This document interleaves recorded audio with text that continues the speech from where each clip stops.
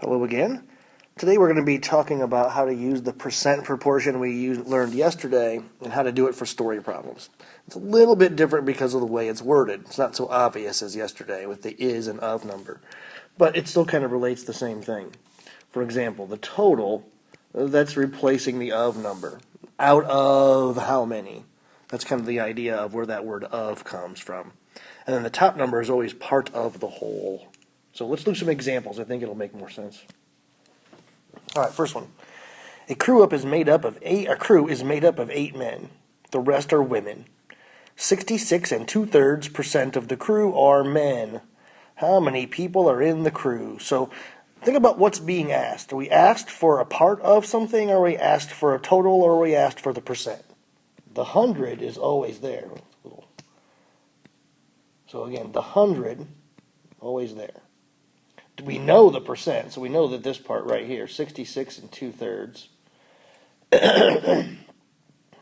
And the other part we're looking for is, again, one of those numbers is a total and one of those numbers is part of the total.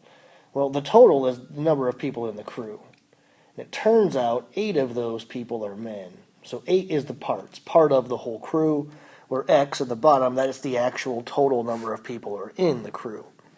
All right, so now we want to do some cross multiplying. All right, so let's do that. First off, times the X, so that's 66 2/3 X. If you want to change that to a decimal, you can. 66.6 repeating, that'd be fine. And then the other direction, 100 times 8. And then divide. 66 2/3. And again, that might be a little ugly on your calculator. It would be fine if you wanted to go ahead and do 800 and just divide it by 66.7, rounding 66 2/3 in the nearest decimal. And I am getting 11.99. All right, so it says how many people are in the crew. So can you have 11.99 of a person? No. So it seems like that answer would be 12 people in the crew. All right, make sure you answer word problems with at least one word. All right, and then double check always on word problems as well to see if a decimal or fractional answer would make any sense. Can't have 0.99 of a person. That wouldn't make any sense. All right, let's try another one. Ben earns $12,800 a year. About 15% is taken out for taxes.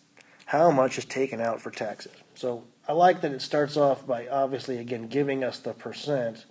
Well, we just got to figure out that other number. So Ben earns $12,800. All right, and then the question is how much is taken out for taxes. So one of those is a total, and one of those is just part of the total. Well, I would say that the amount of money he makes is his total, and the amount that they're taking out in taxes is going to be just a part of that. All right, so let's go ahead and multiply across. Start with, again, my X number, 100 times X. And then I'm going to cross multiply the other direction. That's 15 times 12,800. So I got 192,000. And then I'm going to divide both sides by 100. Right, essentially knocking off 2 zeros. So that's 1920. And remember, the question says how much is taken out in taxes. 1,920 is what I'm getting. Now, another thing to do is double check, does that much make sense? All right, if you make $12,000 a year and they're taking 15%, that's a decent amount out in taxes. Does the 1,920 number make sense? I think it does. That seems like that's roughly 15%, less than half for sure, way less than half, but not zero. So again, the number has to make sense. If I had gotten 19,200 by not having a right zero or having an extra zero, again, that answer wouldn't have made any sense. So it's something to double check on. Again, make sure you have a word in your answer. This one's word was dollars, and we have a symbol that represents the word dollars. So that symbol does count as a word. All right, let's try the last one. At a sale, shirts were sold for $15 each. The price was 80% off their original price. What was the original price? All right, so again, they're giving us the percent, 80 out of 100. That's good.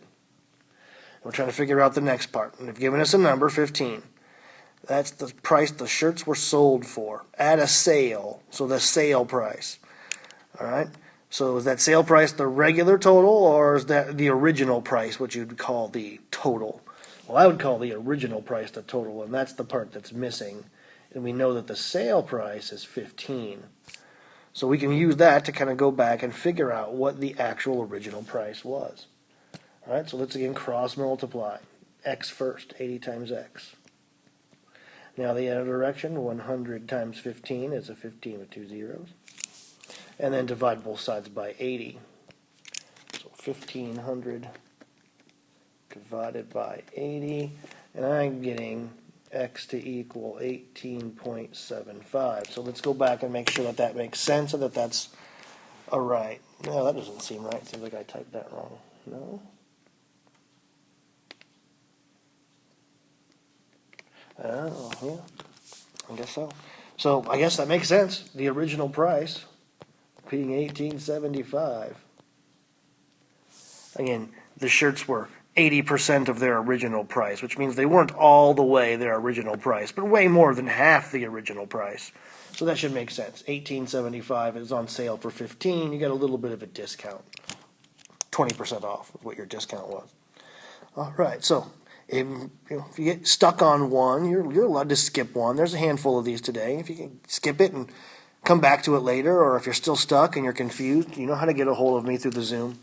All right, good luck on this today.